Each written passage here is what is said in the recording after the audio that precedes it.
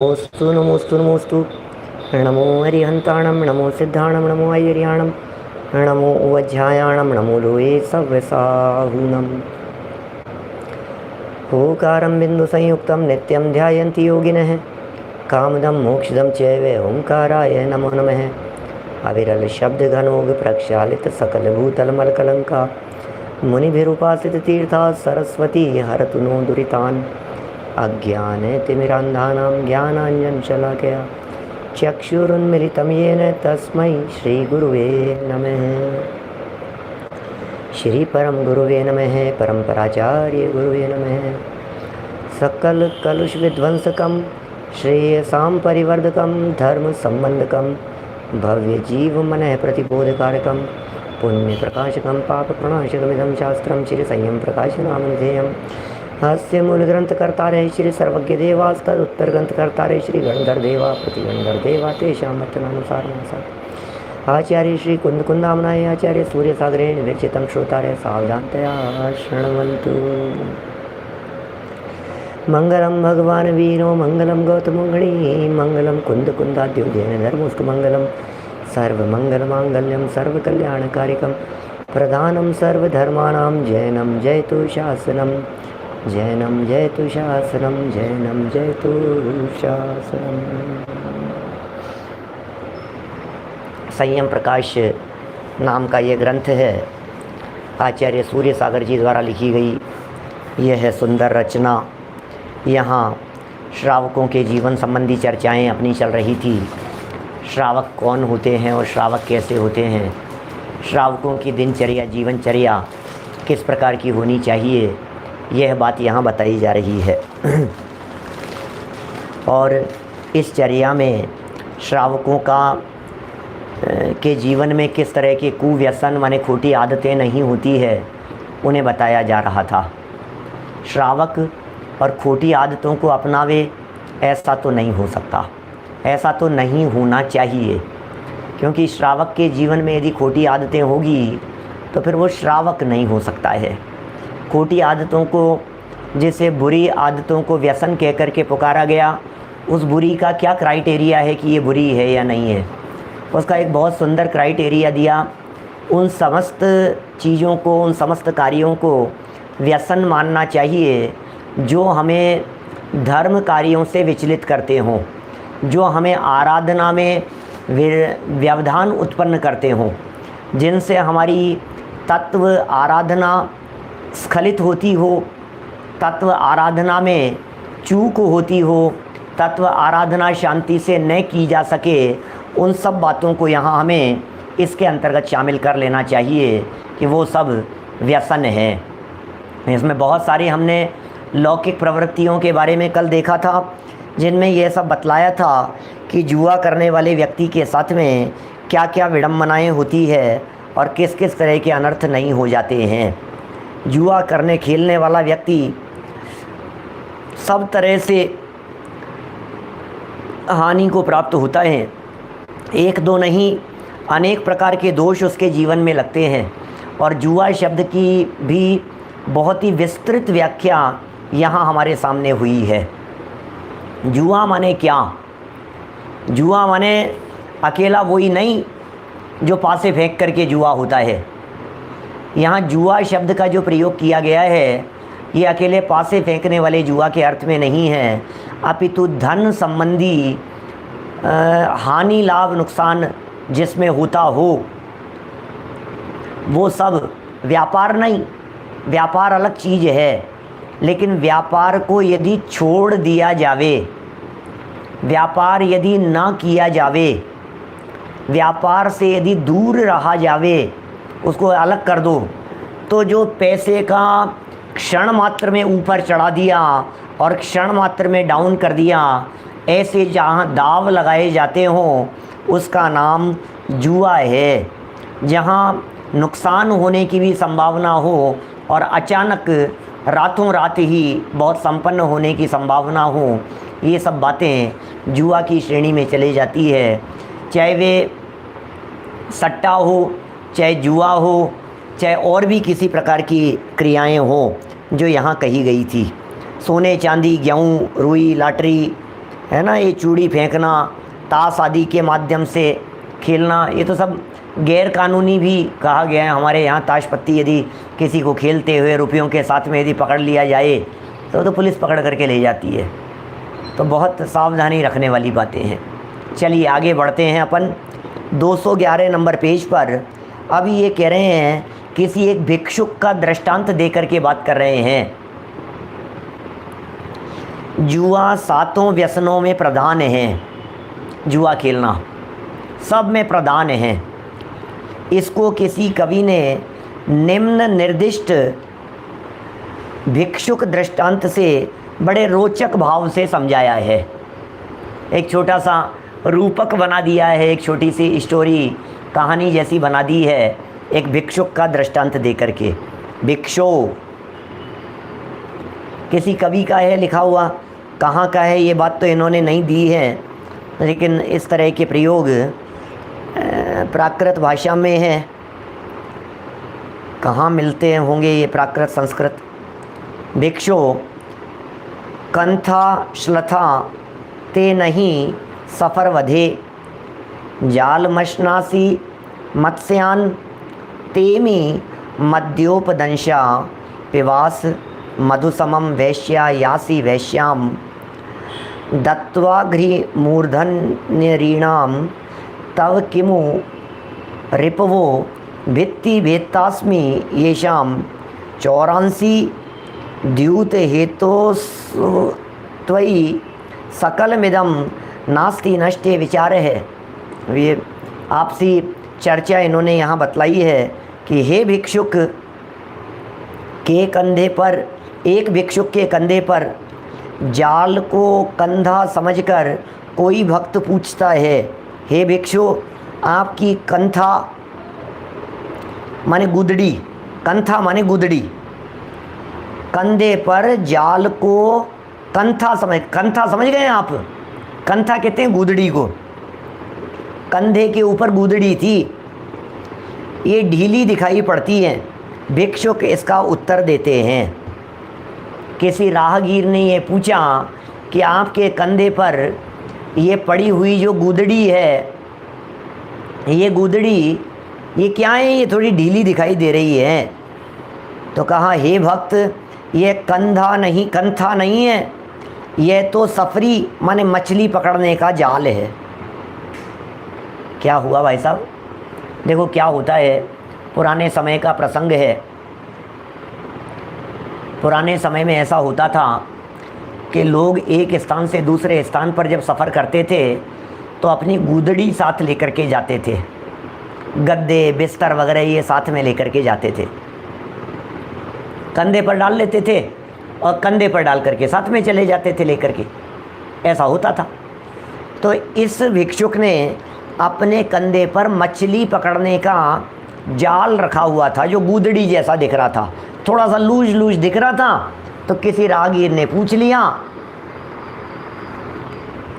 कि ये जो दिख रही है आपके, ये कंथा जो दिख रहा है, ये पोटली या जो भी दिखाई दे रहा है, ये सामने थोड़ा लूज दिख रहा है। तो उसने क्या जवाब दिया, अरे भाई ये कंथा नहीं है, ये तो मछली पकड़ने का जाल है।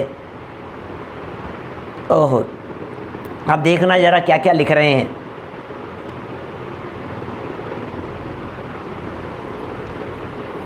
भक्त फिर प्रश्न करता है कि क्या आप मछली खाते हैं? भक्त ने प्रश्न किया, क्या आप मछली खाते हैं? भिक्षु से पूछा। तो वह उत्तर देता है, हाँ मदिरा की घूंट के साथ साथ। क्या करूं, शराब की घूंट के साथ साथ में मछली खा लेता हूं। इसका मतलब हुआ मांस तो खाता ही था, शराब भी पीता है। फिर भक्त फिर पूछता है, तो क्या आप मद्य भी पीते हैं? आप शराब भी पीते हैं?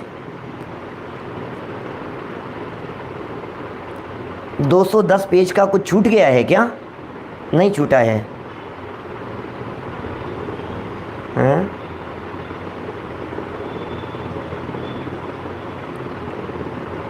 छूट गया है क्या साहब ये पीछे 210 नंबर पेज पर?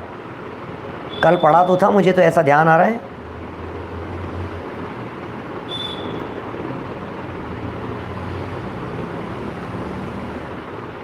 नहीं पढ़ा था क्या? शायद वापस पढ़ूं क्या? छूट गया है, छूटा है ना?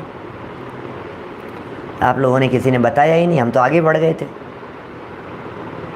चलो कोई बात नहीं, 210 नंबर पेज का चालू करता हूँ। अब ये कहानी तो पढ़ लूँ पहले, फिर 210 का बाद में पढ़ लेंगे अपन। एक बार एक कथा तो पूरी कर लेते हैं अपन, आप लोग याद नहीं दिलाते हो। चलो कोई बात नहीं, 636 637 वाला बाद में पढ़ता हूँ, 2-3 मिनट इस कथा को पूरी करने के बाद में। अब मुझे तो पता नहीं मैं तो पढ़ता रहता हूँ ना, तो मुझे पता नहीं कहाँ तक पढ़ दिया। मेरे को तो पढ़ा हुआ ही लग रहा था, क्योंकि मैंने खुद ने पढ़ लिया होगा, इसलिए मुझे लग रहा था कि पढ़ा हुआ है। मैं तो जब फुर्सत मिलती है मैं तो ग्रंथों के पेज बदलते रहता हूँ, कहीं कुछ पढ़ता ही रहता हूँ। तो मुझे ऐसे लगता है कि शायद आप लोगों के बीच में पढ़ा होगा। अब कहाँ पढ़ा था पता नहीं, खुद नहीं पढ़ा था।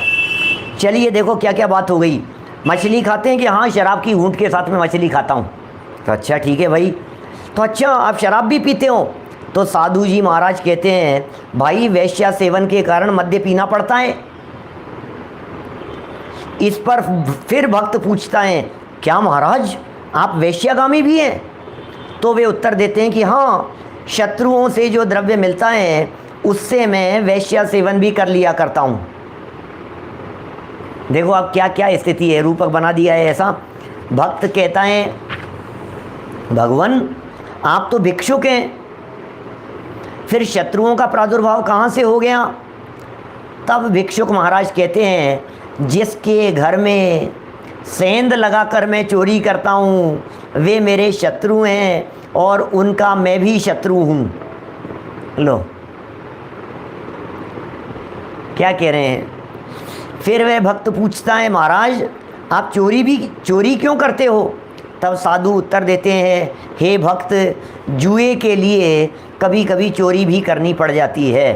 तब उस भक्त पथिक ने कहा अहो, विवेक नष्ट होने पर सभी बुराइयां आ जाती है। जिसने जुआ खेलना शुरू किया, फिर जुए के लिए धन कम पड़ गया, फिर धन के लिए चोरी करने लगा, फिर चोरी के साथ साथ में शत्रु बना लिए, उनकी हिंसा करने लगा, फिर कोई पैसा ज़्यादा आ गया तो उसे वहाँ वेश्या सेवन करने लगा, धन अधिक हो जाने पर फिर वहाँ बैठता था तो शराब पीने लगा, मांस, ये सारे के सारे व्यसन एक दूसरे के साथ में आ जाते हैं। इस तरह से ये कह रहे हैं भाई साहब सारे कृत्य करने लग जाता है कोई भी व्यक्ति ऐसा। चलिए इसका भावार्थ पढ़ें, इससे पहले अपन वापस आ जाते हैं पेज नंबर 210 पर। 210 नंबर पेज पर देखिए।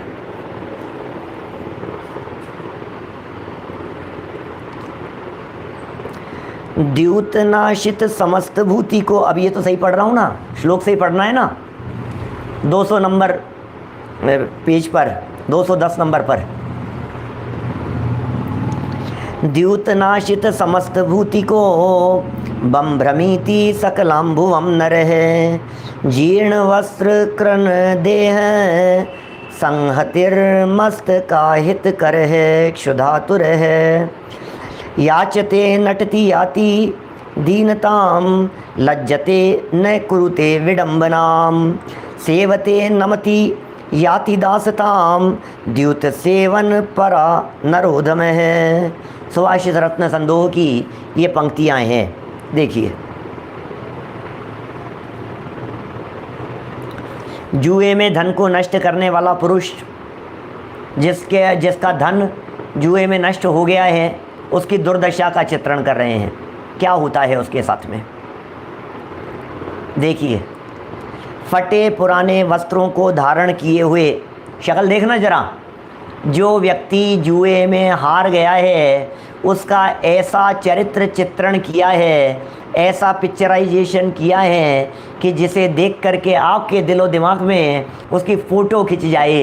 ये जो स्केच आर्टिस्ट होते हैं ना, स्केच बनाने वाले, सुन सुन करके स्केच बनाने वाले, वो ऐसे चित्र, ऐसी चर्चा को सुनकर वो फटाफट चित्र बना देते हैं।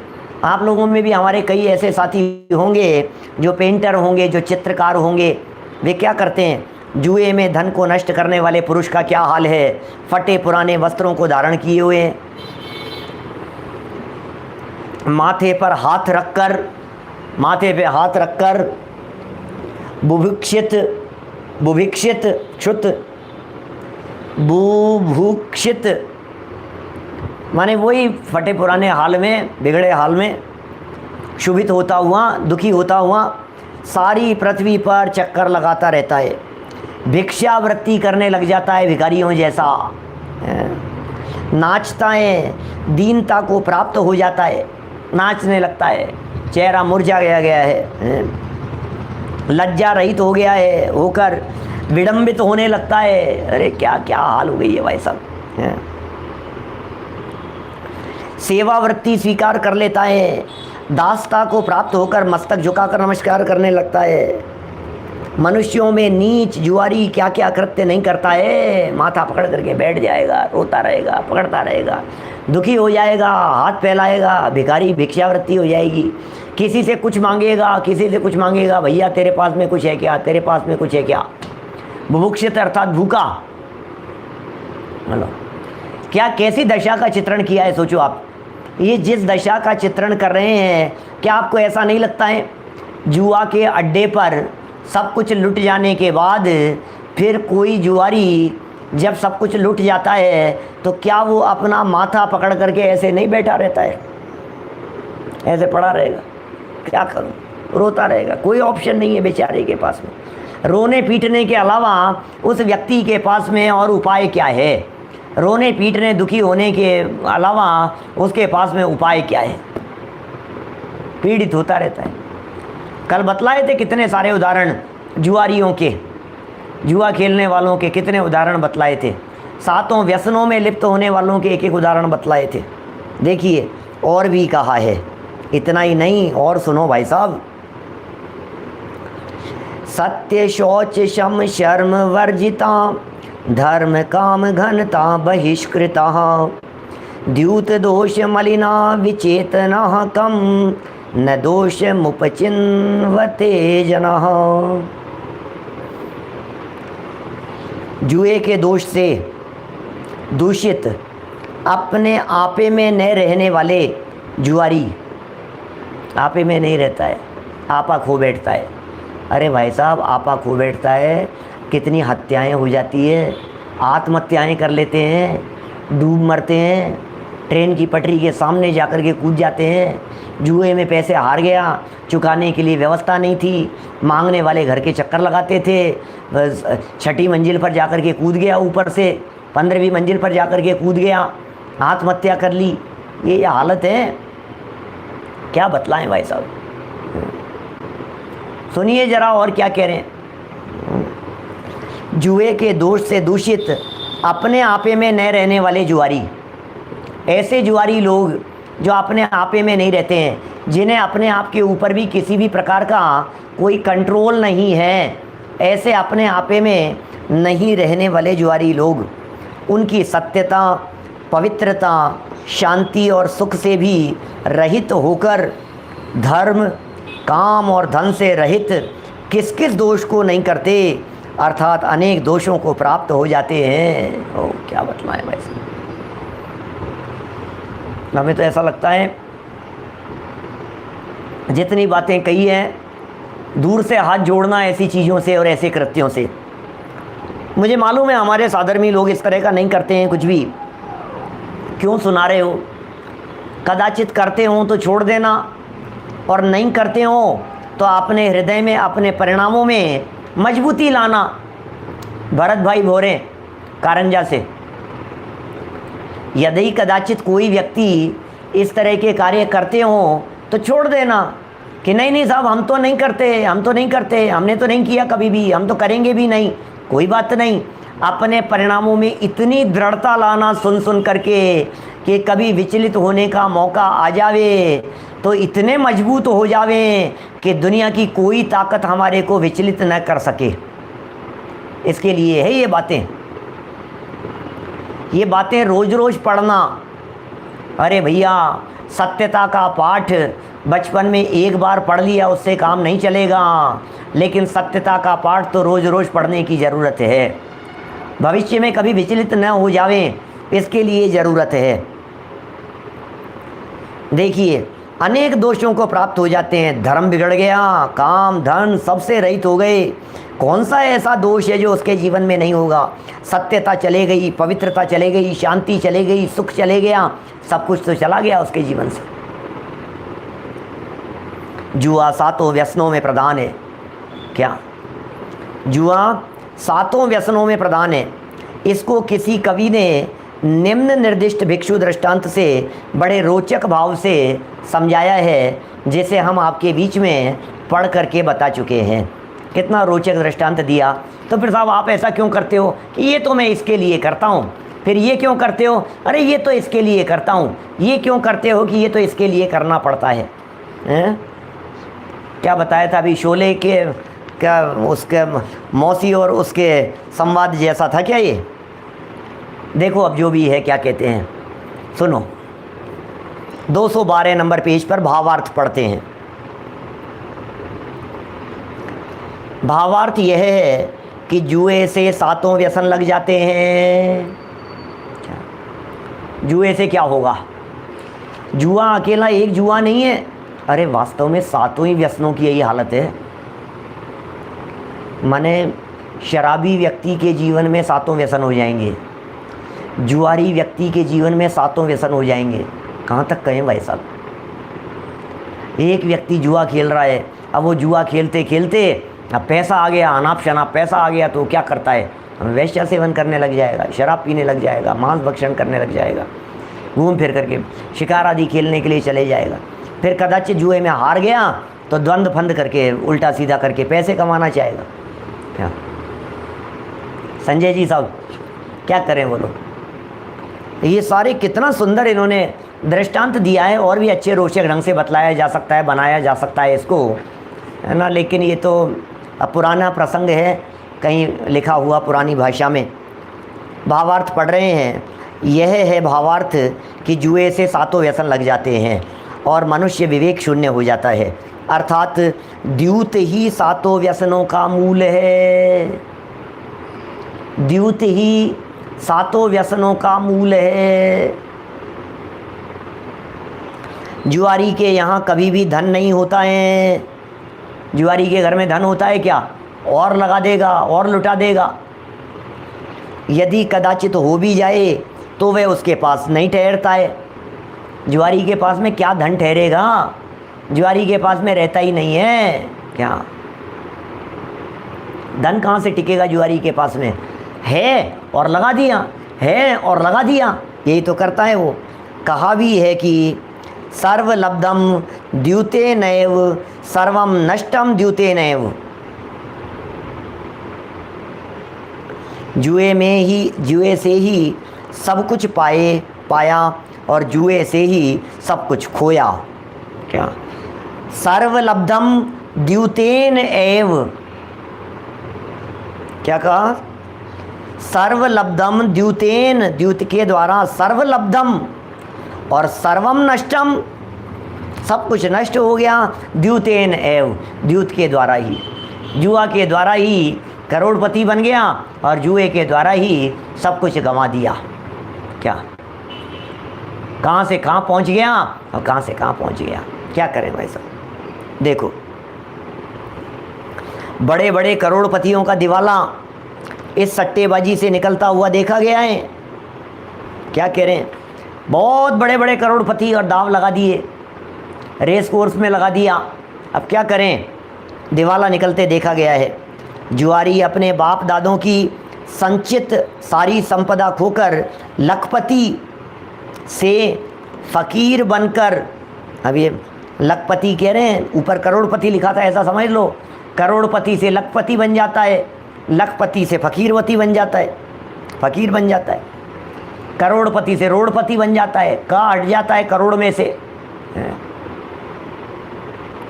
क्या कहें? मुंबई में मटका चलता है, कहीं कुछ चलता है, कहीं कुछ चलता है, ऐसा है। फटे कपड़े पहने दर दर भीख मांगते देखे गए हैं। कौन व्यक्ति भाई साहब? जो कहीं करोड़पति थे, आज उनकी क्या हालत हो जाती है। अनाप शनाप समय बदलने में देर नहीं लगती है भाई साहब।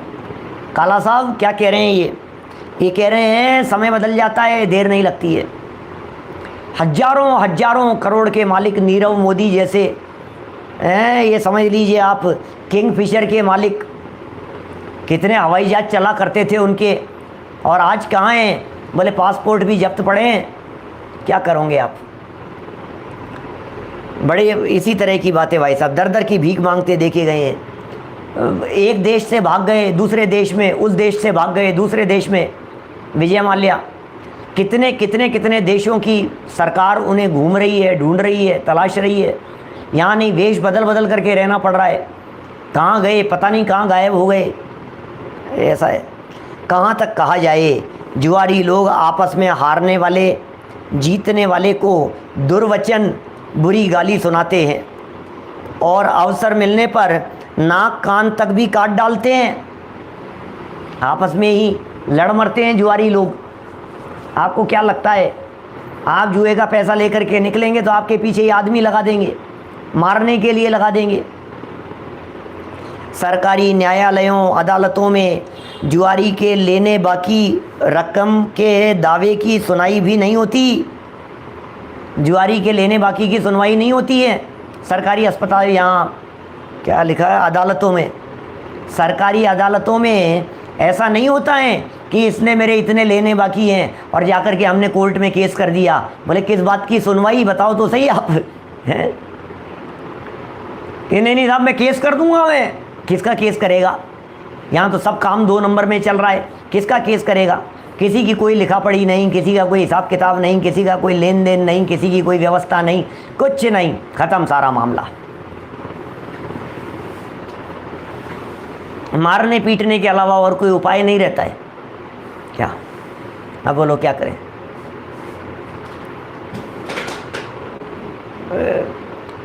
चार दोस्त थे, चोरी करके धन लेकर के आ रहे थे, जंगल में बैठ करके बंटवारा कर रहे थे। क्या? बहुत धन इकट्ठा कर लिया था, बंटवारा कर रहे थे। बंटवारा करते करते भूख लग रही थी। अब क्या है, पैसा तो बहुत हो गया। बोले करते हैं, बोले एक काम करो, 2 लोग जाकर के खाना ले आओ। 2 खाना लेने के लिए चले गए। जो खाना लेने के लिए गए वो खाना लेकर के वापस आए तो पहले वाले जो 2 थे उनके मन में लोभ लालच आ गया कि ये जो खाना लेने के लिए गए हुए हैं इनको क्यों न मार दिया जाए दोनों को, तो जितना धन है ये पूरा का पूरा धन अपना ही हो जाएगा। बोले हाँ यार, अपन काहे को देवे उनको, इतना धन अपन दोनों के अंदर बांट लेंगे, अपन मार देंगे उनको। वो दोनों खाना लेकर के आए और खाना लेकर के आए तो इन्होंने तो बैठते ही तुरंत उनको धमाधम चाकू चोरों से तो तान करके बैठे थे और दोनों को मार दिया। दोनों मर गए। अब शांति से बैठ करके खाना खा रहे थे। इन्होंने खाना खाना शुरू किया और वहीं ढेर हो गए, क्योंकि वो जो 2 गए थे ना खाना लेने के लिए, उन्होंने भी सोचा कि भोजन में जहर मिला देते हैं क्या, वहाँ जाकर के उन दोनों को खिलाएंगे, वो दोनों मर जाएंगे। बोलो क्या हुआ? उन 2 को मार दिया, बैठ करके भोजन किया, ये जहर मिला करके लाए थे, ये दोनों जहर खाने से मर गए। चारों लोग मर गए और धन ज्यों का त्यों पड़ा रह गया। ये हाल है जुआरियों के, ये हाल है चोरों के। चोरी भी तो व्यसन है ना, आपको पता है ना, 7 प्रकार के व्यसनों में चोरी भी तो एक व्यसन है क्या? चोरों की भी यही दशा है। देखिए क्या क्या बात कह रहे हैं। न्यायालयों के अंदर सुनवाई नहीं होती है, इतने बाकी रह गए हैं, इस तरह के कोई दावे नहीं होते। जुआरी का कोई विश्वास भी नहीं करता और न वह कहीं आदर सत्कार ही पाता है। जुआरी को कहाँ आदर सत्कार मिलेगा, कहाँ सम्मान मिलेगा? गया वो तो। जुआरी अपने हितैषी माता पिता गुरु मित्र आदि की शिक्षा नहीं मानता। किसकी शिक्षा मानेगा? सारे धर्म कर्म विवेक को भूलकर आत्मा का भारी बिगाड़ करता है। क्या क्या बातें कहें भाई साहब जुआरियों के बारे में।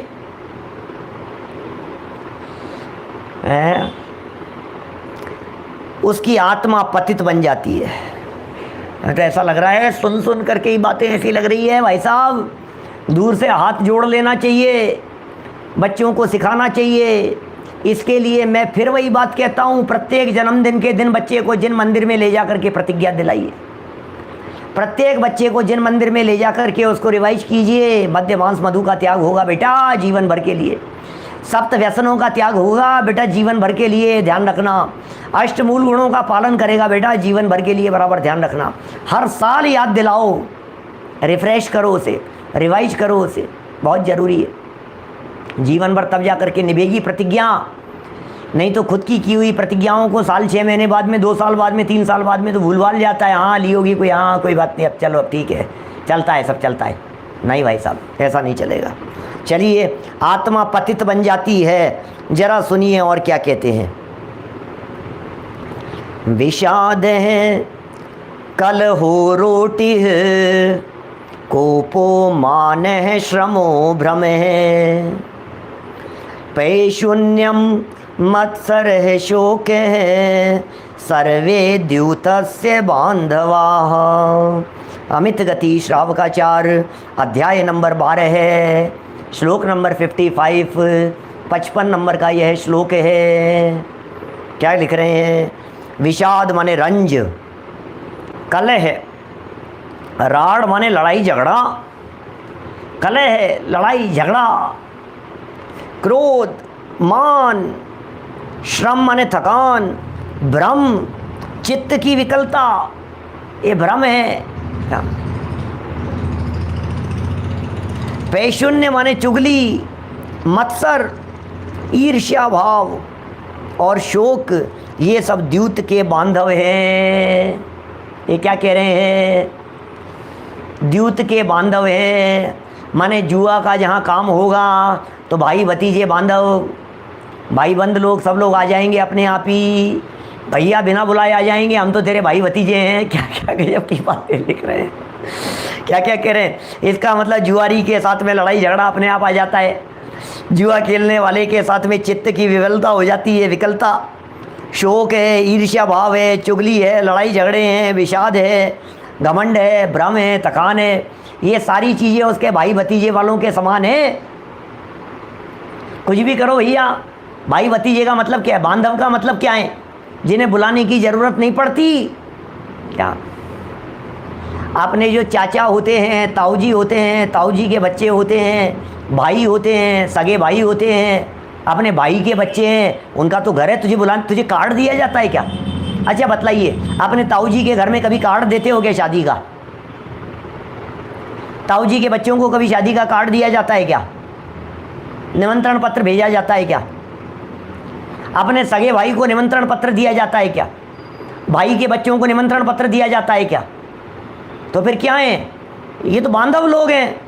अरे ये कार्ड लेने वाले नहीं, ये इनविटेशन लेने वाले नहीं, अपितु इनविटेशन बांटने के लिए साथ में जाने वाले लोग हुआ करते हैं। ये साथ में जाने वाले लोगों की चर्चा चल रही है। कौन कौन है इसके बांधव? जुआ के भाई भतीजे कौन है, जरा बताओ तो सही। तो बोले ये सारे नाम बतला दिए हैं। अभी आप यदि चाहो तो इनमें अपन सब निकाल सकते हैं एक एक चीज़। जो लड़ाई है वो उसकी माँ है, झगड़े को उसका बाप कह दो, क्रोध मान को उसका भाई कह दो, चुगली को उसकी बहन कह दो, ऐसा सब आप निकाल सकते हो। आप सब ऐसा स्त्रीलिंग पुल्लिंग निकाल करके उसके माता पिता भाई बहन पुत्र पुत्रियाँ ये सब शामिल हो जाएंगे इसमें। अर्थात जुए के साथ ये सब दुर्गुण लगे हुए हैं भैया। ओहो क्या बतलाएं, जुए के साथ में ये सारे के सारे रिश्तेदार लगे हुए हैं, सब दुर्गुण लगे हुए हैं। क्योंकि हार होने पर खेद होना, जीता हुआ धन हाथ न लगने पर कलह हो जाना और लड़ाई मारपीट होना, जीत होने पर घमंड होना।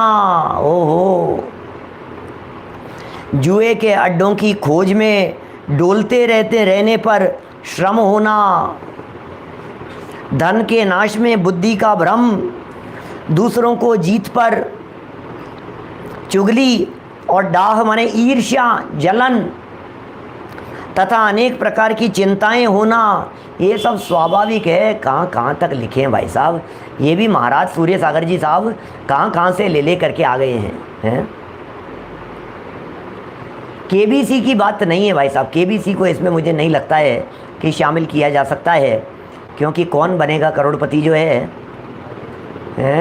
वो तो नॉलेज है, ज्ञान है ना। कौन बनेगा करोड़पति तो जिसके पास में जितनी नॉलेज हो गई और उस नॉलेज का वो जितना उपयोग जितना फास्ट कर पाएगा उतना वो हासिल कर पाएगा। तो इसलिए केबीसी की बात तो आप नहीं कर सकते हो, वो जुआ तो नहीं है ना। लेकिन यहाँ जितनी भी बातें कही गई है इन सब में हालत किस प्रकार की होती है। अरे बर्बाद हो गया भाई साहब, पीछे पीछे आ जाएंगे ये सब चीज़ें, तो क्या करें। तो चिंताएं होना स्वाभाविक है, चुगली होना, मारपीट होना, टेंशन होना, घबराहट होना, ये सारी चीज़ें जुआरी के साथ में ही लगी रहेगी। करेगा क्या वो, उसके पास में ऑप्शन क्या है। पैसा यदि उसके, देखो पैसा यदि उसके पास में नहीं है तो भीख मांगेगा, चोरी करेगा, और पैसा यदि उसके पास में आ गया है तो अय्याशी करेगा। दोनों ही तरफ से ऐसा है भैया। जिसके पास में मुफ्त का पैसा आ जाता है ना, वो व्यक्ति ऐसे ही उड़ाता है अनाप शनाप। चल डिस्को में चलें, चल, क्या आती है क्या खंडाला, ये ऐसे चलते थे ना, ऐसे ऊट पटांग बातें। माने ये जो बातें हैं, खूब पैसा है अनाप शनाप, कभी कहीं खर्च करता है, कभी कहीं खर्च करता है, होटलों में, बार में, इन चीज़ों में। क्या करें भाई साहब, बहुत हालत ख़राब है दुनिया की। यही बतला रहे हैं यहाँ पर। आगे की जो ये पंक्तियाँ लिख रहे हैं, इन पंक्तियों में यही बात कहना चाहते हैं। क्या, ज़रा देखिए क्या लिख रहे हैं।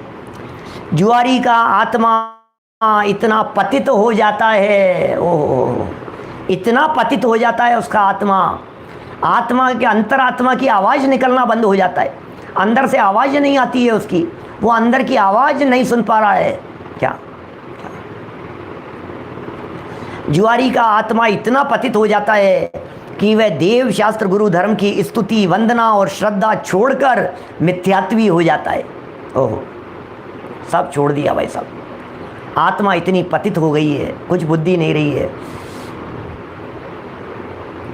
कुछ सुध बुद्धि नहीं रही है, मिथ्यामति छाए गई है। ओह, सुध बुद्ध नहीं रही है, मिथ्यामति छा गई है।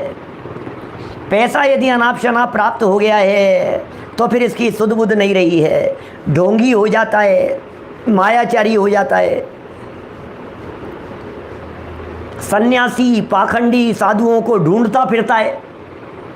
महाराज कोई उपाय बतला दो, कोई मंत्र बतला दो, इस मंत्र के जाप से ऐसा हो जाए, इससे ऐसा हो जाए। महाराज कौन सा नंबर आएगा महाराज, आप बतला दो, लॉटरी में कौन सा नंबर आएगा। और महाराज ने आशीर्वाद देते हुए ऐसा ऐसा ऐसा निकला, अच्छा 4 नंबर बतलाया है महाराज ने, अच्छा 4 नंबर आएगा। नहीं महाराज ने ऐसा किया था, 3 ही उंगलियां लगी हुई थी अपने सर पर, आप तो 3 मान लो उसको। अरे मूर्ख कहाँ फंसा है? कौन से धोखे में उलझा हुआ है।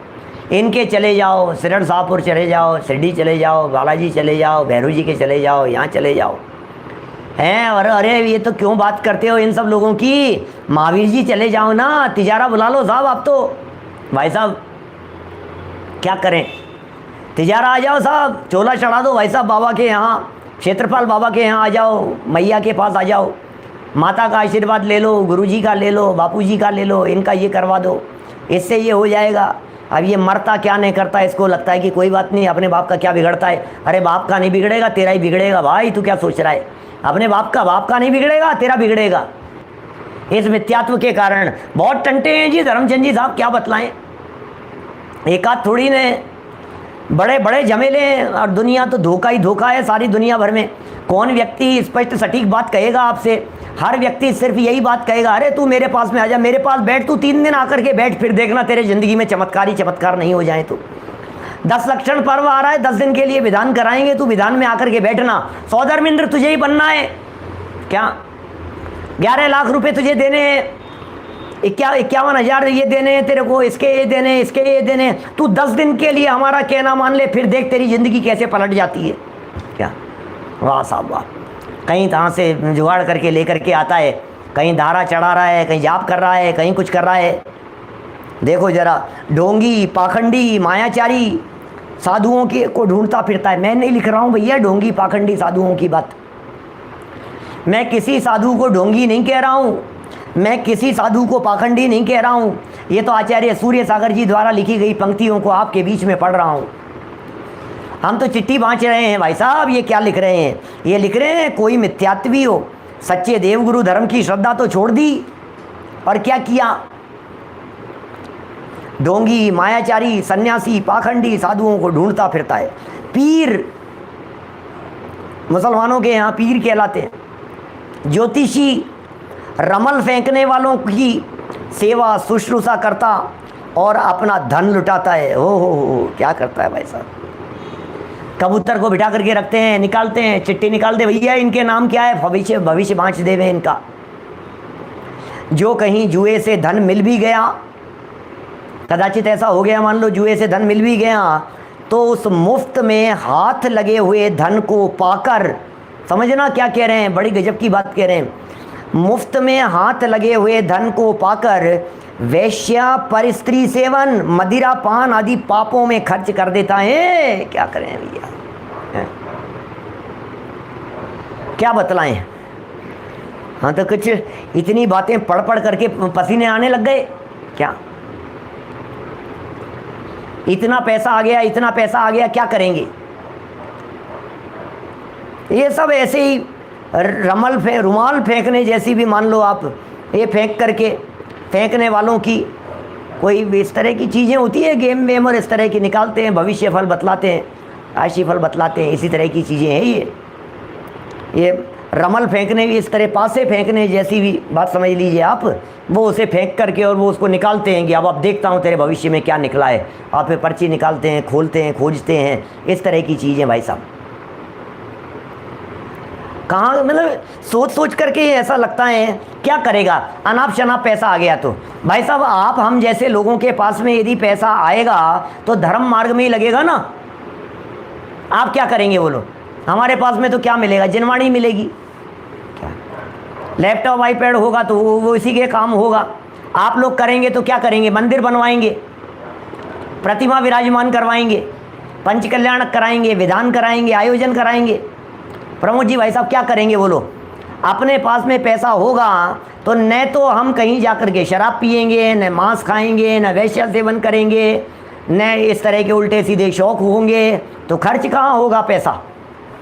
बोले क्या करें कि जितना है उतना ही पड़ा रहता है, करें क्या ये बतलाओ आप। तो फिर धर्म कार्यों के अंदर खर्च करता है, दिल खोल करके खर्च करता है धर्म कार्यों में। लेकिन क्या बतलाएं, उसके लिए भी मन चाहिए, उसके लिए भी दिल चाहिए, उसके लिए भी भावना चाहिए, उसके लिए भी उज्जवल परिणाम चाहिए। लेकिन इसके तो आत्मा मर गई है, आत्मा इतनी पतित हो जाती है, ऐसा लिख रहे हैं। आत्मा क्या पतित हो जाती है जी? अंदर से तो वो आत्म तत्व पवित्र है ही, लेकिन वर्तमान अवस्था पतित दिखाई देती है। क्या बताएं? चारित्र सार में कहा भी है, चलो पढ़ रहे हैं चारित्र सार की पंक्तियाँ। इसने क्या किया, पैसा ज़्यादा आ गया था तो इसने क्या किया, 2 बंगले ले लेता है, 2 बंगले और वहाँ ले लो भैया, 2 फ्लैट वहाँ ले लो, एक वहाँ लेकर के डाल दो, फिर उसको बेच दो, फिर उसको ख़रीद लो। फिर क्या कर रहा है, फिर उनको फिर एक साथ जब शव यात्रा निकलती है तो फिर दूसरे लोग जो जहाँ था उसको वहाँ का वहीं कब्जा कर लेते हैं। अब क्या किया बता? कुछ हासिल नहीं हुआ।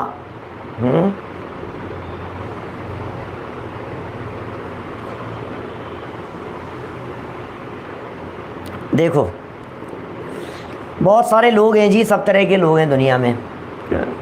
अपन लोग तो ऐसे नहीं हैं, बहुत बच गए हैं। आप तो इन बातों को सुन सुन करके ही, एडवोकेट साहब दौसा से, अपन तो इन बातों को सुन सुन करके ही ऐसा समझने लग जाओ कि अपन लोग कितने भाग्यशाली हैं, कितने बचे हुए हैं, कितने आडंबरों से बच गए हैं, कितने व्यवधानों से बच गए हैं। हम लोगों की किस्मत कितनी अच्छी है कि सुबह से समय सार से शुरू करते हैं। बोलो हमारी किस्मत कितनी अच्छी है, आत्मा परमात्मा कैसे बन सकती है, ये चर्चाएं हम लोग शांति से बैठ करके कर रहे हैं। हम आत्मा की पवित्रता के बारे में सोच रहे हैं, हम आत्मा को परमात्मा बनाने के बारे में सोच रहे हैं, हम भगवान कैसे बन सकते हैं, हम वो सोच रहे हैं। वो व्यक्ति सोच रहा है मैं करोड़पति कैसे बन सकता हूँ, और ये सोच रहा है कि करोड़पति क्या, अरब खरबपति, अरबों खरबोंपति, लाखों करोड़ोंपति जो व्यक्ति है, वो व्यक्ति माथे का मुकुट नीचे उतार करके चरणों में धरे। ऐसे पद की प्राप्ति के मार्ग पर अपन लोग लगे हुए हैं। चक्रवर्ती आकर के माथा टेक देता है। अब बोलो आप, ये कौन सा रास्ता है? नारायण, प्रतिनारायण, बलभद्र जैसी पदवियां चरणों में आकर के पड़ती है, भगवान बन जाता है, तीन लोक का नाथ हो जाता है। भाई साहब, महान भाग्य से उल्लास भाई, ये अवसर अपने को प्राप्त हुआ है। अपन कितने भाग्यशाली है, कितने बचे हुए हम। इन बातों को पढ़ करके अपने आप को, अपने आप का गौरव महसूस होता है कि नहीं होता है क्या? इन बातों को पढ़ करके समय वेस्ट नहीं समझना, मैं सादरमियों से कहना चाहता हूँ। इन बातों को पढ़ करके अपने आप का गौरव आता है, हमारा जो समय बचा है। सुनो, लेकिन फिर भी कहना चाहता हूँ, जो समय हमने जुआ से बचाया है, जो समय हमने चोरी से बचाया है, जो समय हमने टीवी से बचाया है, जो समय हमने मोबाइल से बचाया है, जो समय हमने फेसबुक व्हाट्सएप चैटिंग से बचाया है, जो समय अपने न्यूज़पेपर और व्यर्थ की मैगजीन आदि पढ़ने से बचाया है, उस समय को समय सार में लगाया कि नहीं? समय को यदि समय सार में लगाया तो वो समय सार्थक हो जाएगा। वही समय सार्थक है जो समय समय सार में लगाया गया हो। समय सार में लगाया समय ही सार्थक है, अदरवाइज सब बेकार है। समय का सदुपयोग समय सार को जानने में लगाओ, समय सार स्वरूप आत्मा को जानने में लगाओ। भाई साहब, इधर अपना उपयोग लगाया जाना चाहिए। सुनिए जरा, चारित्र सार में क्या कहा है? कितवस्य सदा राग द्वेष मोह वंचना नूतानि प्रजायन्ते क्षर्थ क्षयोपि भवति जनेषु विश्वसनीय है सप्तव्यसनेषु प्रधानम द्यूतम तस्मात् तत् परिहर्तव्यम। ओह, क्या कह रहे हैं? सप्तव्यसनेषु प्रधानम द्यूतम, सप्तव्यसनेषु प्रधानम द्यूतम, सप्तव्यसनेषु, सप्तव्यसनेषु, सप्तव्यसनेषु, सप्तमी का प्रयोग है, सप्तमी व्यक्ति। सप्तव्यसनेषु, सातों व्यसनों में प्रधानम द्यूतम, द्यूत प्रधान है, जुआ सबसे प्रधान है। तस्मात्, इसलिए, तत्परिहर्तव्यम, उसका त्याग कर देना। भैया सुनो जरा, अर्थ पढ़ रहा हूँ नीचे। जुआरी के परिणाम, जुआ खेलने वाले के परिणाम, राग द्वेष और मोह रूप तथा वचन असत्य रूप हो जाते हैं। परिणामों में क्या हो गया, वचनों में क्या हो गया, और क्रिया की क्या हालत है? तीन ही तो चीज़ें हैं, मन, वचन और काय। जरा जुआरियों की दशा देखिए, जुआरियों की काय की स्थिति क्या है? फटे हाल हो गया है। काय की क्या स्थिति है? धन चला गया, पैसा चला गया, संपत्ति नहीं बची है, घर बार बिक गए हैं, लुट गया है, बर्बाद हो गया है, ख़त्म हो गया। भाई साहब, ये तो गया काम से, चलो बर्बाद, छुट्टी हो गई। अच्छा, आगे चलो भाई साहब, सेकंड स्टेप पर। सेकंड स्टेप क्या है? वचन। बोले वचनों में असत्य, असत्य रूप हो जाते हैं उसके सारे वचन। झूठा हो गया, झूठ बोलता है, झूठा है, झूठ उसकी ज़बान पर चढ़ गई है। और मन में क्या चल रहा है? बोले मन में राग द्वेष काम क्रोध विकारी परिणाम ही चलते रहते हैं। इसका मतलब परिणाम से भी गया, वचन से भी गया, और भाई ये क्रिया से भी गया, सब तरफ से खत्म हो गया है जुआरी व्यक्ति। जुआरी के परिणाम राग द्वेष और मोह रूप तथा वचन असत्य रूप हो जाते हैं। परिणाम राग द्वेष मोह रूप हो गए, वचन असत्य रूप हो जाते हैं। धन का भी नाश हो जाता है। धन का क्या हाल चाल है? गया, वो भी चला गया। जिससे जुआरी का मनुष्यों से विश्वास उठ जाता है, जिससे जुआरी का मनुष्यों से, उल्टा हो गया शायद, जिससे जुआरी से मनुष्यों का विश्वास उठ जाता है। ऐसा होना चाहिए ना, का और से जो है ना आगे पीछे आने चाहिए। जुआरी से मनुष्यों का विश्वास उठ जाता है। जगत में जितने मनुष्य हैं, इन सर्व मनुष्यों का विश्वास उस जुआरी व्यक्ति से उठ जाता है। उसकी कोई पैंठ नहीं रहती। पैंठ मतलब विश्वास, इज्जत, गुडविल। पैंठ कहते हैं गुडविल को, गुडविल, ख्याति, वो पैंठ नहीं रहती है, वो सब चले जाती है। जुआ ही सातों व्यसनों में प्रधान है, अतः छोड़ने योग्य है। सारे व्यसनों में प्रधान ऐसे जुआ को सदा सदा के लिए छोड़ देना चाहिए। भैया जुआ खेलने का त्याग कर दीजिए, छोड़ दीजिए, सातों ही व्यसनों का त्याग कराएंगे। अभी तो प्रसंग जुआ का चल रहा था, इसलिए जुआ की बात कही है। कल करेंगे मांस भक्षण की चर्चा। वैसे पूर्व में विस्तार से मांस भक्षण की चर्चा की जा चुकी है, लेकिन फिर भी कुछ और आगम प्रमाणों के आधार पर जो बातें कही है, आजकल अपन थोड़ा थोड़ा फास्ट तो पढ़ते ही हैं, एक एक दो दो पेज अपन पढ़ जाते हैं, तो दो दो पेज, दो दो तीन तीन पेज पढ़ लेंगे तो फास्ट हो जाएगा थोड़ा सा। और क्या कहना चाह रहे हैं, आचार्यों का क्या मंतव्य है, ये बात भी तो ख्याल में आती है। आप ये क्यों नहीं सोचते हो, जब रत्नकरण श्रावकाचार्य में समंत भद्राचार्य देव ने कुछ पंक्तियाँ लिखी है तो हम जैसे लोगों के लिए लिखी होगी ना। जब अमृत चंद्राचार्य पुरुषार्थ सिद्धि उपाय में लिख रहे हैं तो अपने लिए ही लिख रहे होंगे ना। तो वीतरागी संतों के वचन हैं, जरूर हमारे कान में ये सारे वचन पढ़ने चाहिए। हम सब इन वचनों को पढ़कर अपना आत्मकल्याण करेंगे। इसी भावना से बात को यहीं विराम देता हूँ। जनवाणी स्तुति। 10 लक्षण महापर्व का जो विशेष कार्यक्रम है वो शायद मेरे ख्याल से सब ग्रुपों वगैरह के ऊपर और डाल दिया है। हमारे जो समय सार के जो ग्रुप बने हुए हैं उनके ऊपर भी हम डाल देंगे। आप सभी लोग अपने अपने परिचित लोगों तक वो कार्यक्रम अवश्य पहुंचा देवें, जिससे 10 दिन तक धर्म करने वाले जो बदैया 10 लक्षण वाले पर्यूषण वाले जो विशेष लोग हैं, ऐसे लोग उससे लाभान्वित हो सकें। अभी की चर्चा को विराम देते हैं। जनवाणी स्तुति।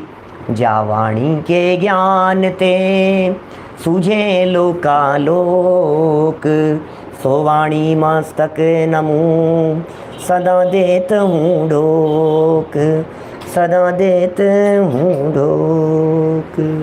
नौ वर्ण मुकर नमो हरिहंताणु सुधाणु।